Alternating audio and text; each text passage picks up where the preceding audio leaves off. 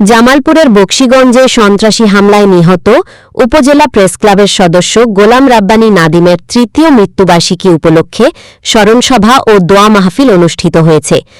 উপজেলা প্রেস ক্লাবের আয়োজনে সোমবার বিকেলে অনুষ্ঠিত ওই স্মরণসভায় সভাপতিত্ব করেন উপজেলা প্রেস ক্লাবের সিনিয়র সহসভাপতি জিএম সাফিনুর ইসলাম মেজর।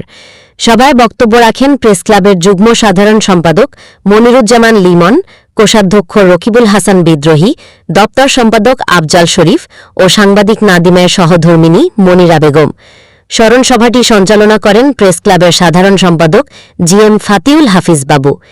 এদিকে সাংবাদিক নাদিম হত্যা মামলার তদন্তের নামে সময় ক্ষেপণের প্রতিবাদ জানিয়েছেন বক্তারা। সেই সাথে প্রকৃত আসামিদের বিচারের আওতায় আনতে প্রশাসনের প্রতি আহ্বান জানান তারা।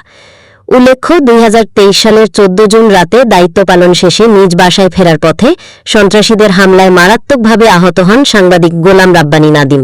পরের দিন ১৫ জুন ময়মনসিংহে চিকিৎসাধীন অবস্থায় মারা যান তিনি।